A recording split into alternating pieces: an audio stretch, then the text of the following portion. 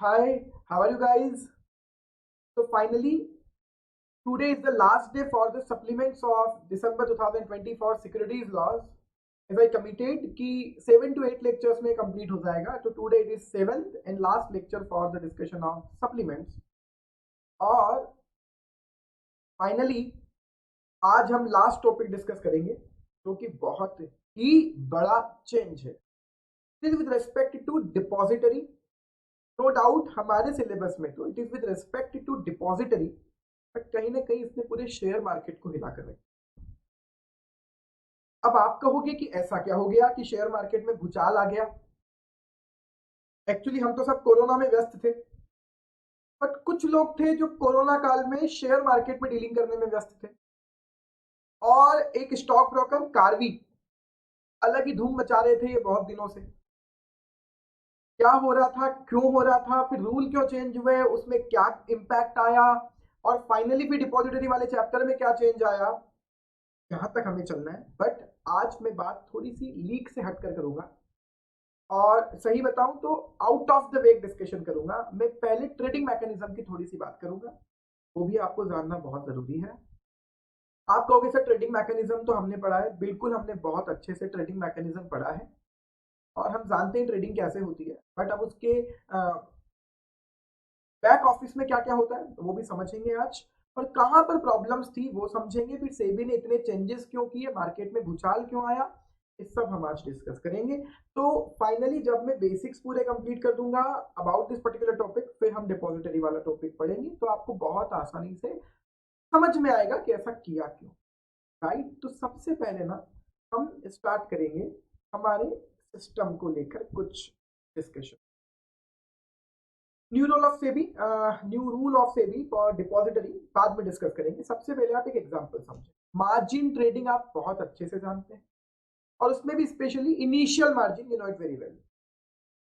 अब होता क्या था कि मार्केट में ना शेयर टू शेयर, आप ये भी जानते हो, share script to script margin के अमाउंट अलग अलग रहते हैं.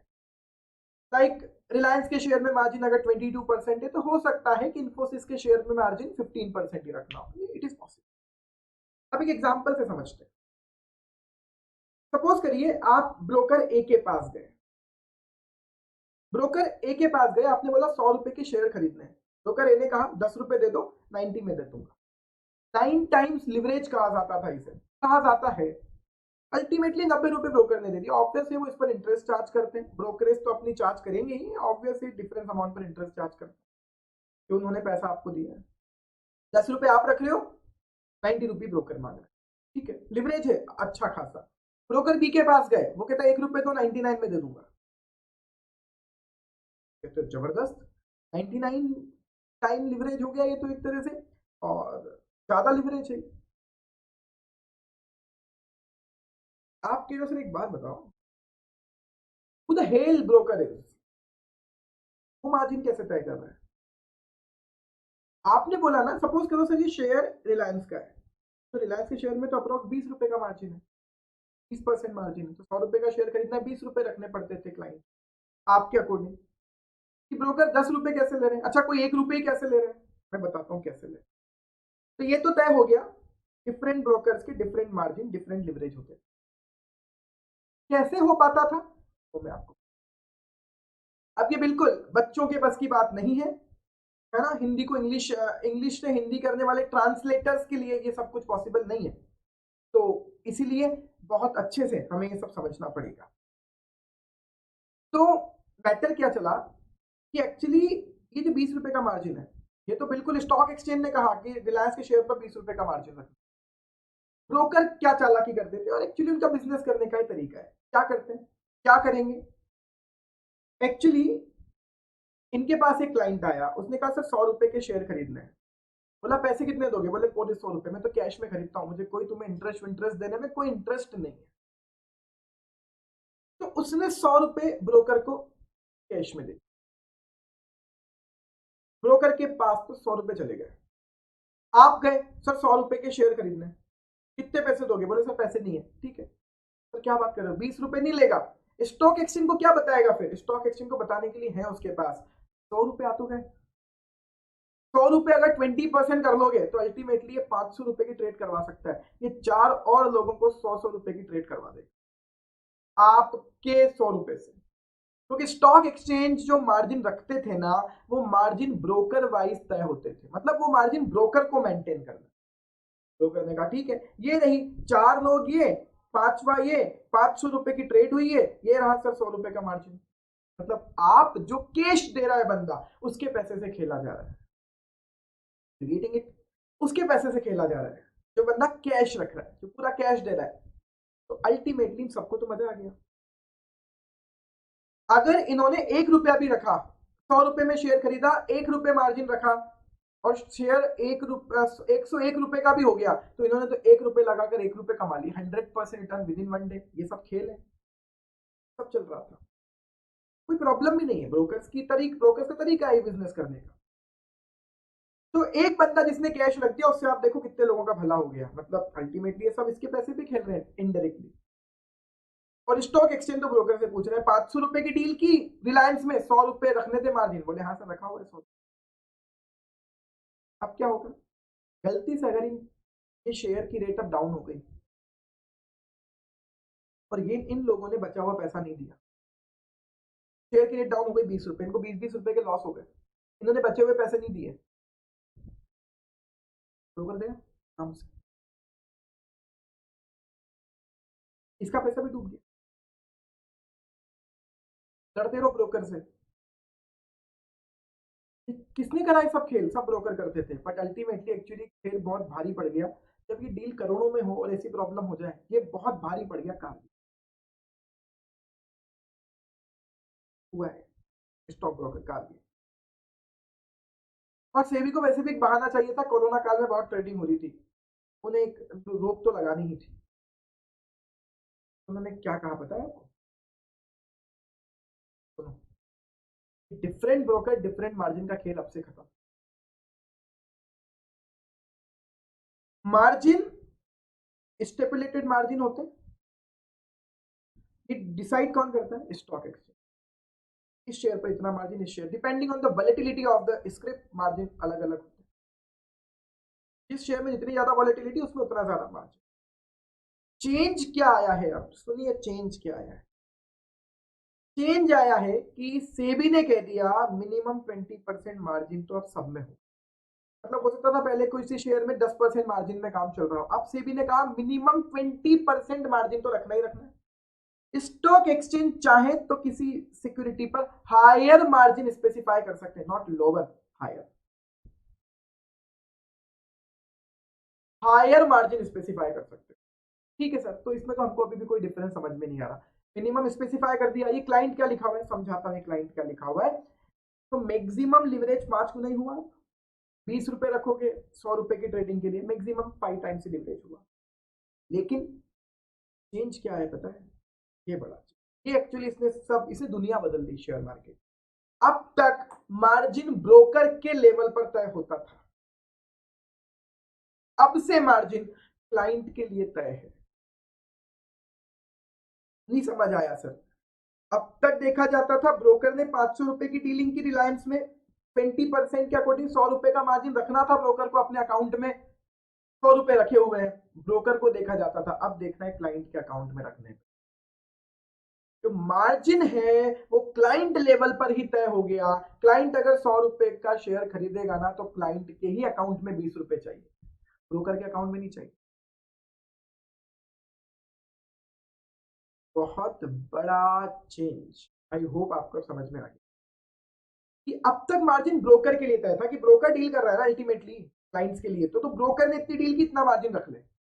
अब ब्रोकर चाहे वो मार्जिन एक से ही पूरा ले ले कैश, बचे हुए को उस पर ही खिला दे, जैसा ऊपर आपने इस एग्जांपल में समझा, या ब्रोकर सबसे इक्वल इक्वल ले ले।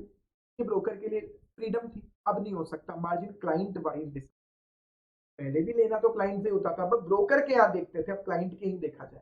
इतना सिस्टम अपडेट करना पड़ेगा, कर चुके हैं वो। मार्जिन क्लाइंट वाइज अब तय होगा, तय हो चुका, अब क्लाइंट वाइज ही देखा जाएगा। तो जिनके पास 20 रुपए नहीं है 100 रुपए की ट्रेडिंग करने के लिए, वो ना आए मार्केट में, ऐसे लोग बाहर हो जाएंगे। एक तीर से दो शिकार, जिनके पास पैसे नहीं है वो बाहर, और ब्रोकर जो ऐसा लिवरेज का खेल चलाते थे वो बाहर। अब डिफरेंट ब्रोकर डिफरेंट मार्जिन का खेल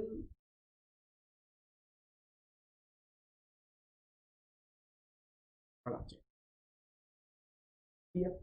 इस सब आपको आगे काम आएगा हमारे टॉपिक को। अब डिफरेंट ब्रोकर डिफरेंट मार्जिन का खेल लगभग खत्म। चलिए सेकंड पॉइंट पर आते हैं। इसने तो सही सही कसर भी खत्म। मार्जिन कहाँ रखते थे आप? पहले से ब्रोकर के पास, अब हमने क्लाइंट, अब ब्रोकर को देखा जाता था, क्लाइंट को खुद के अकाउंट में रखा। ठीक है, अब क्या है, ध्यान से सुनिएगा। मार्जिन जो रखते थे वो दो तरीके होते थे, या तो कैश में मार्जिन रख लो, और क्या तरीका होता था, दूसरा तरीका होता था ना 20 रुपए के बराबर के शेयर्स गिरवी रख दो ना। तो शेयर्स गिरवी रखते थे, लेकिन किसके पास? ब्रोकर के पास गिरवी रखते थे, ब्रोकर के पूल अकाउंट में। आप जानते हो पूल अकाउंट? ब्रोकर जो क्लाइंट्स के लिए डील करता है वो शेयर्स पूल अकाउंट के थ्रू ही आपके पास आते हैं। आप जानते हो पे इन पे आउट ब्रोकर के थ्रू ही होकर आता है। तो शेयर्स जो ब्रोकर के पास गिरवी रखे जाते थे उसमें भी ब्रोकर खेल खेल लेते थे। कार्वी वाले ने क्या किया, आपने कार्वी वाले को मार्जिन के लिए शेयर्स गिरवी रखे, तो आपने फॉर एग्जांपल 40 रुपए के शेयर गिरवी रखे। कार्वी वाले ने बाद में देखा कि इसको तो 20 रुपए के शेयर गिरवी रखने थे, फॉर एग्जांपल 20 के शेयर किसी और के लिए गिरवी दिखा दिए। आपने ऑथराइजेशन दिया होगा कार्वी को, कर दो मेरे शेयर्स गिरवी, तो कार्वी के पूल अकाउंट में डाल दिया आपने अपने शेयर। अब कार्वी उस पर अपने मन पड़े उसके हिसाब से खेल खेल रहा है। अच्छा, विश्वास होता था हमारा, हमने फॉर एग्जांपल 100 रुपए के शेयर्स कार्वी को गिरवी रख दिए, जब तक ट्रेडिंग की तब तक तो ठीक। अब मैं कोई ट्रेडिंग भी नहीं कर रहा, वो 100 रुपए के शेयर फ्री में ही कार्वी के पास गिरवी पड़े हैं, कौन ध्यान देता है? कार्वी वाला उसका यूज किसी और के लिए कर रहा है, कार्वी धरा गया, ऐसा और भी लोग करते हैं। तो आपके शेयर्स का अनऑथराइज यूज हो रहा है दूसरों के लिए, बहुत होता था। तो अब क्या करा, कहते हैं अब से जो तुम शेयर्स प्लेज करोगे ना मार्जिन के लिए, क्योंकि ब्रोकर के पास नहीं करना है, मार्जिन तुम्हें ही रखना है, क्लाइंट को ही, तो तुम जो शेयर्स प्लेज करोगे ना, ब्रोकर हटाओ, अब से शेयर्स प्लेज होंगे क्लियरिंग कॉर्पोरेशन, क्लियरिंग मेंबर्स, सब नाम जानते हो आप, stock exchange trading members, clearing corporation clearing member, जानते हो आप, क्लियरिंग मेंबर्स करवाते हैं, क्लियरिंग कॉर्पोरेशन के क्लियरिंग मेंबर, सबका जिक्र होगा। तो चेंज क्या आया कि अब से जो शेयर्स प्लेज रखे जाएंगे वो क्लियरिंग कॉर्पोरेशन के पास।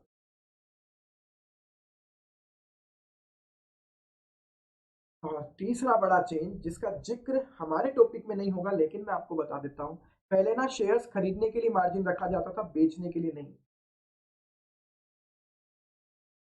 तो अब क्या होता, क्या था, आपको शॉर्ट सेल भी समझ में आती है, शेयर है नहीं, शेयर बेच देते। तो अल्टीमेटली दो चीजें होती थी, एक स्टॉक एक्सचेंज, एक डिपॉजिटरी। आप तो स्टॉक एक्सचेंज, अच्छा इन दोनों के बीच में कड़ी कौन बनाता था? ब्रोकर।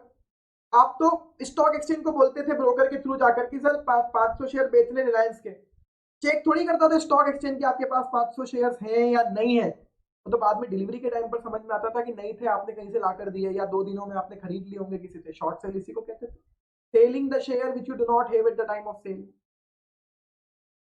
तो क्या होने लगा कि शॉर्ट सेलिंग भी चलती थी, कोई प्रॉब्लम नहीं है, लेकिन फिर बाद में आप अपना ऑब्लिगेशन फुलफिल नहीं कर रहे। पहले शॉर्ट सेलिंग कर दी, अब आपके पास बाद में शेयर्स नहीं है डिलीवर करने के लिए, बहुत प्रॉब्लम्स होती।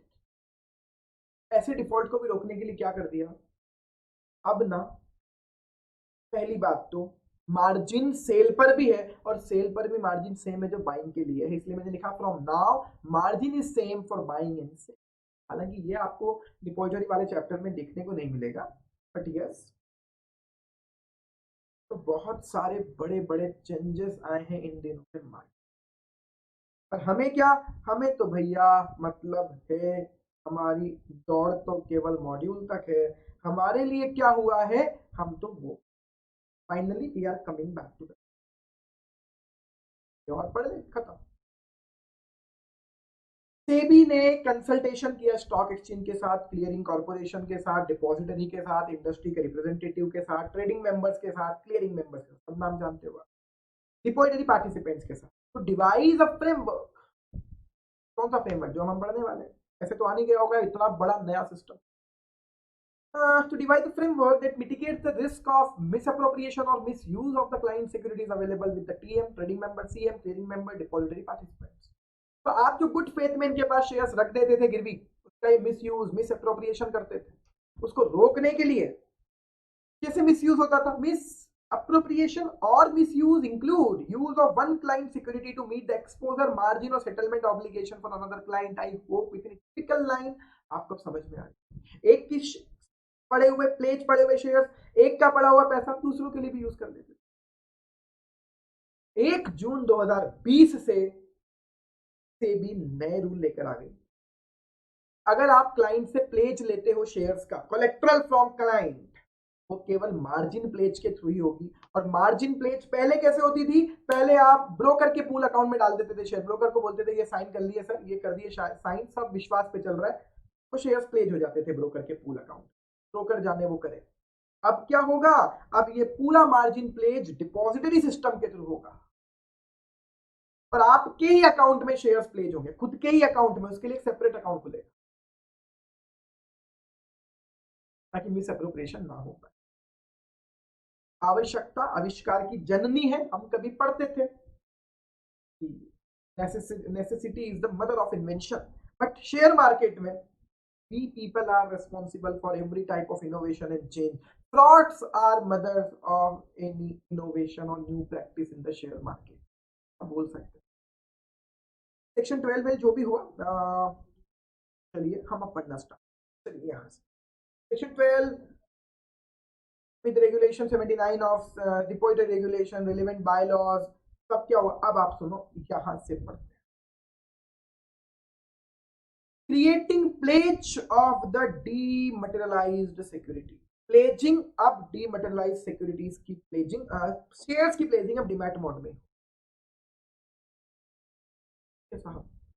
सीखने को क्या मिला कि अब जो हमारे शेयर्स हम मार्जिन के लिए, सर पहले तो ये बताओ शेयर्स मार्जिन के लिए यूज क्यों कर रहे हैं? मार्जिन शेयर्स खरीदने के लिए यूज करता हूं। मार्जिन दो तरह से दे सकता हूं, कैश या मेरे शेयर्स प्लेज करके। शेयर्स प्लेज करने के लिए पहले आप ब्रोकर को अपने शेयर्स दे देते थे, अब आपको ये शेयर्स प्लेज डिपॉजिटरी के पास डीमैट अकाउंट में प्लेज रखने हैं, जिस पर ब्रोकर का हक नहीं है, वो किसी और के लिए यूज नहीं कर सकता। ये शेयर्स केवल आपके लिए ही मार्जिन के फॉर्म में यूज हो।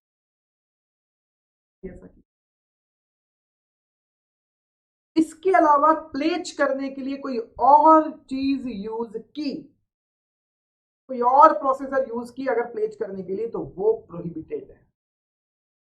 और ये क्या होता था कि आप ब्रोकर के नाम पर ही शेयर ट्रांसफर कर दो, ऑफ मार्केट ट्रांसफर करके।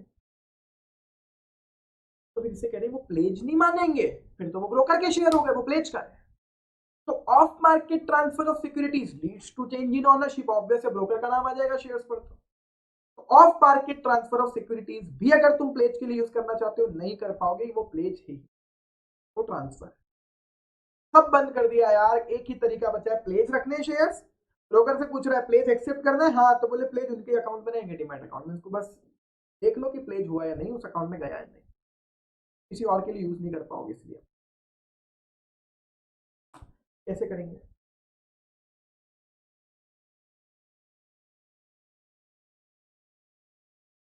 अच्छा, कहानी क्या थी? तो कहानी तो आप समझ ही गए, यही होती थी ना कि आप प्लेज करने के लिए सिक्योरिटीज ही ब्रोकर के अकाउंट में ट्रांसफर कर देते थे। भाई ना ये नहीं चलेगा। Transfer of securities to the demat account of TMCM for margin purpose shall be prohibited. गलत ही थोड़ा सा, कितना विश्वास पर काम चल रहा है। मार्जिन से शेयर ट्रांसफर कर दो मेरे अकाउंट में, ऑब्वियस है वो पूरे अकाउंट में रखते थे, नहीं चलेगा। फिर एक और क्या होता था कि क्लाइंट पता पड़ा मार्जिन भी नहीं रख रहा और power of attorney they the broker को कि ये शेयर्स पर पावर ऑफ अटॉर्नी आपकी ट्रांसफर करने की। बोला नहीं यार, पता पड़ा शेयर से नहीं, पावर ऑफ अटॉर्नी लेके बैठे। तो client is given a power of attorney in favor of TMCM. Such holding of power of attorney shall not be considered as equivalent to collection of margin by the TMCM. इसी बात पता है क्या है?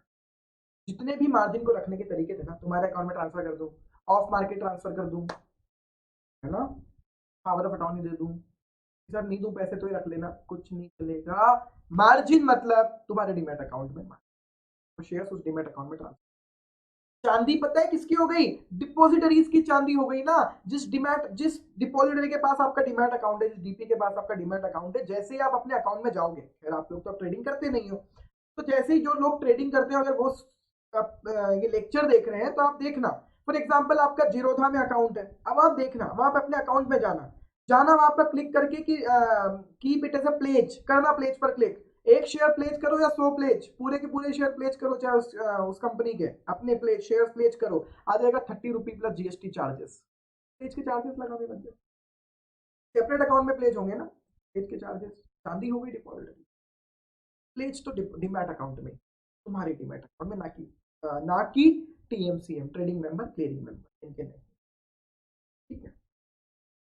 Depositories को अब क्या करना पड़ेगा, उन्हें करना पड़ेगा सेपरेट प्लेज, डिपॉजिटरीज को प्रोवाइड करना पड़ेगा एक सेपरेट प्लेज, नाम क्या दिया जाएगा, मार्जिन प्लेज। किस चीज के लिए ये, for pledging clients securities and margin to the TMCM, TMCM को के पास तुम्हें मार्जिन रखना है शेयर्स को अपने डीमैट अकाउंट में, और इस वजह से टीएमसीएम को, हर टीएमसीएम को एक डीमैट अकाउंट खुलवाना पड़ेगा सेपरेट। उस डीमैट अकाउंट का नाम क्या होगा, client securities margin pledge account, आपकी सिक्योरिटीज वहां मार्जिन में। TMCM shall open a separate demat account for accepting such margin pledge shall be tagged as, नाम क्या होगा, client securities margin pledge account, ऐसे चलेगा सिस्टम। चलिए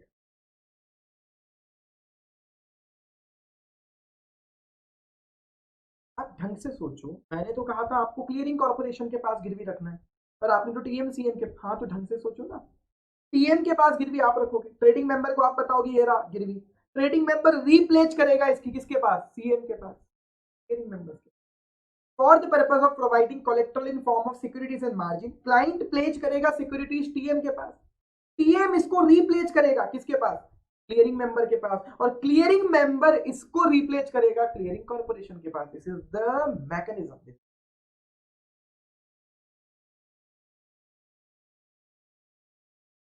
क्वेश्चन आ सकता है 5 मार्क में।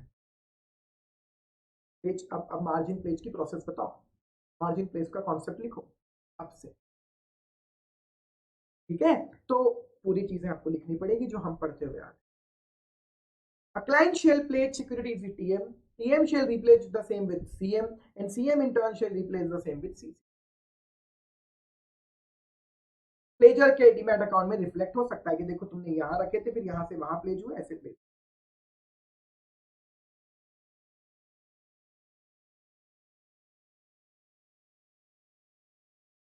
ठीक है। पॉइंट नंबर 7 नॉर्मल है, आप चाहें तो इसे स्किप भी कर दें। जो ट्रेडिंग मेंबर है वो रीप्लेज करेगा सिक्योरिटीज को क्लियरिंग मेंबर्स के क्लाइंट सिक्योरिटीज मार्जिन प्ले, क्योंकि अभी तो टीएम का क्लाइंट सिक्योरिटीज मार्जिन प्लेस था, वहां प्लेज हुआ, अब client securities margin place of TM से client securities margin place account of CM में जाएगा। यस, तो टीएम के क्लाइंट सिक्योरिटीज प्लेज अकाउंट से ही सीएम के client securities margin place account में वो सिक्योरिटीज रिप्लेस हो।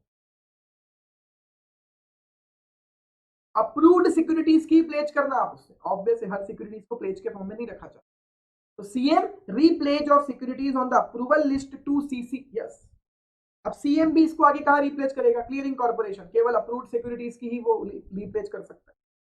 और देखो अल्टीमेटली पॉइंट नंबर 6 ही पॉइंट नंबर 7 है, टीएम सीएम को रखेगा, क्लाइंट टीएम को रखेगा कहां, client securities margin pledge account में, टीएम कहां रिप्लेस करेगा, सीएम कहां, सीएम के client securities margin pledge account में, और सीएम फिर आगे कहां रिप्लेस करेगा, सीसी क्लियरिंग कॉर्पोरेशन, केवल अप्रूव्ड सिक्योरिटीज का ही होगा प्लेज।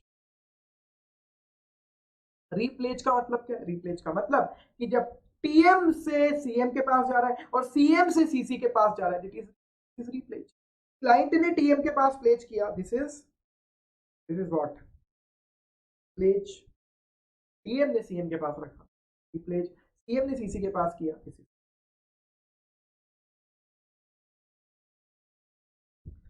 अब क्या इंश्योर करना है, वैसे तो इससे इंश्योर हो ही जाएगा क्लाइंट की सिक्योरिटीज डीमैट अकाउंट में रखी है, उसका प्लेज आप क्लाइंट के लिए यूज कर पाओगे केवल, और किसी के लिए नहीं। तो इंश्योर यही तो करवाना था और वो इंश्योर होगा, और यही लाइन लिख रहे हैं। टीएम और सीए में इंश्योर करें कि क्लाइंट की सिक्योरिटी जो रीप्लेज की गई है सीसी को, वो केवल उस क्लाइंट को ही एक्सपोजर देने के लिए यूज हो। क्लाइंट की सिक्योरिटी क्लाइंट को ही एक्सपोजर देने में यूज होगी, एक क्लाइंट की सिक्योरिटी दूसरे क्लाइंट को एक्सपोजर देने में यूज नहीं करोगे। और अगर इस बीच में कोई डिस्प्यूट होता है बिटवीन क्लाइंट एंड टीएमसीएम, कहते हैं फिर वो आर्बिट्रेशन और बायलॉस के अकॉर्डिंग,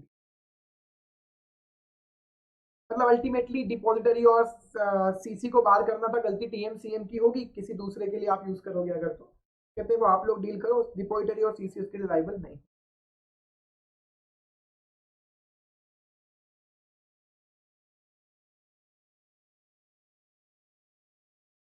ठीक है, अब आप एक बात समझो, वो सिक्योरिटीज जो अप्रूव्ड लिस्ट में नहीं है प्लेज रखने की, हम इनका प्लेज नहीं रखते, तो वो तय किसने किया हुआ है? सीसी ने, क्लियरिंग कॉर्पोरेशन ने। तो वो चीजें जो क्लियरिंग कॉर्पोरेशन, वो सिक्योरिटीज जो क्लियरिंग कॉर्पोरेशन की अप्रूव्ड लिस्ट में नहीं है, कि हम इन चीजों को प्लेज नहीं रखते, ये वाले शेयर्स हम प्लेज एक्सेप्ट नहीं करेंगे, इन कंपनियों के शेयर्स को प्लेज के फॉर्म में एक्सेप्ट नहीं करेंगे, तो वो सीसी ना करे, लेकिन टीएमसीएम कर सकते हैं। Securities that are not on the approved list of CC may be pledged in favor of the TMCM. ठीक है, each TMCM may have their own list of acceptable security that may be accepted as collateral from them. थोड़ा सा पंगा है। Securities जो approve list में, CC के approve list में नहीं है, वो टीएमसीएम के पास प्लेज रखी जा सकती है।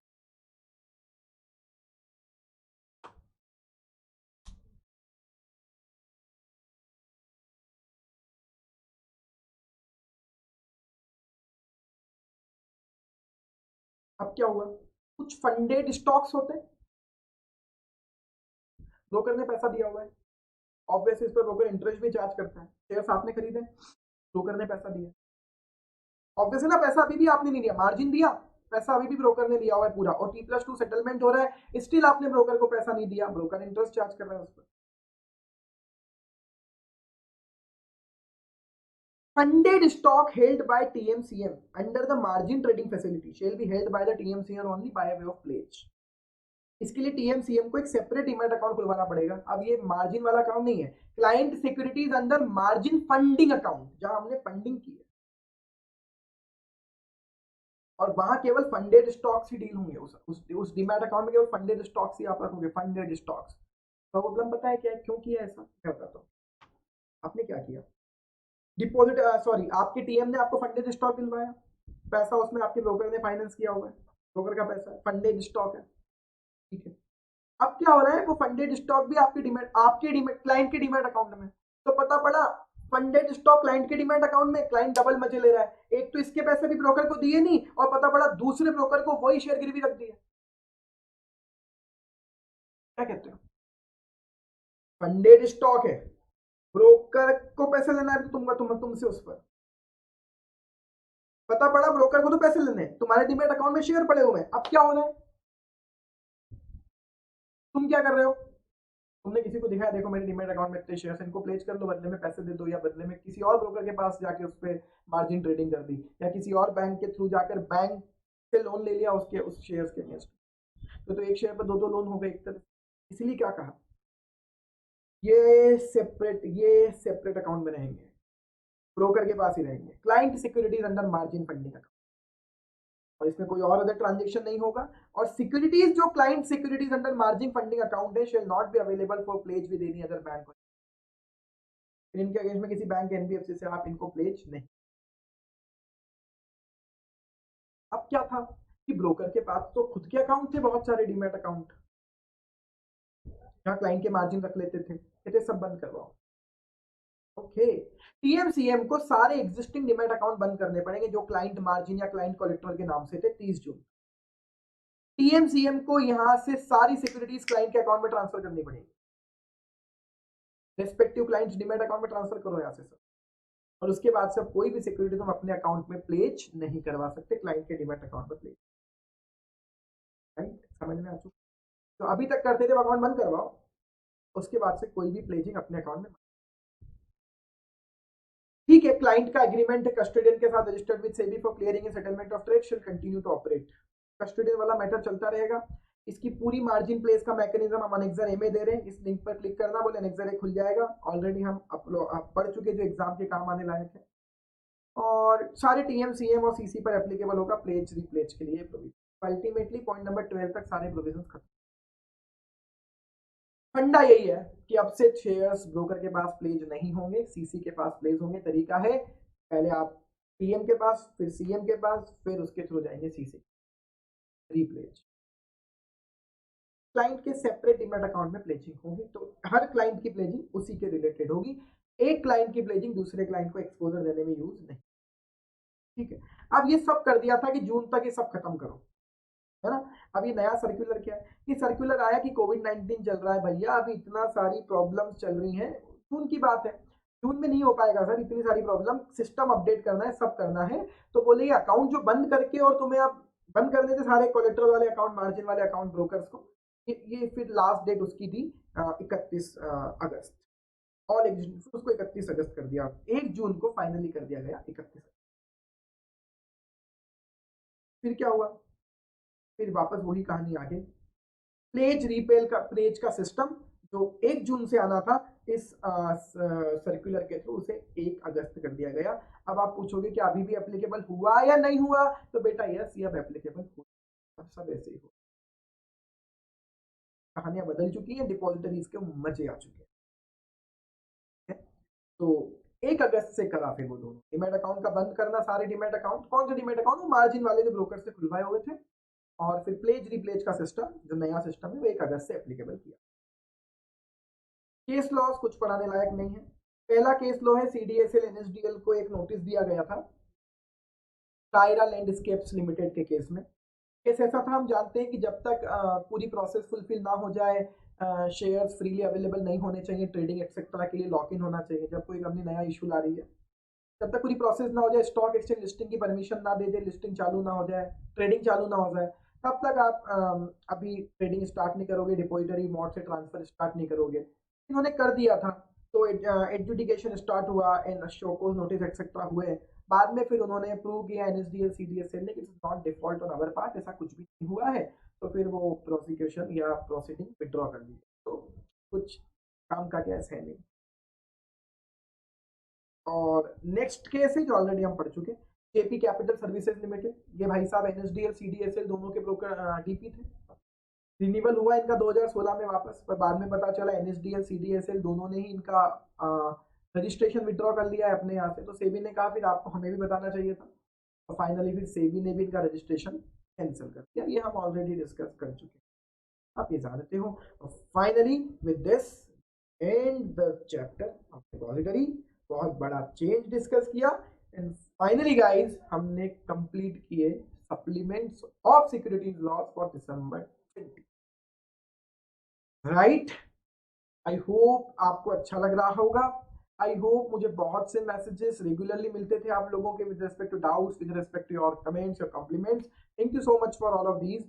और एक और फाइनल बात, इसके अलावा भी जो भी आपको प्रॉब्लम है, जस्ट लेट मी नो, मुझे व्हाट्सएप पर आप मैसेज कर सकते हैं, और try to solve your query.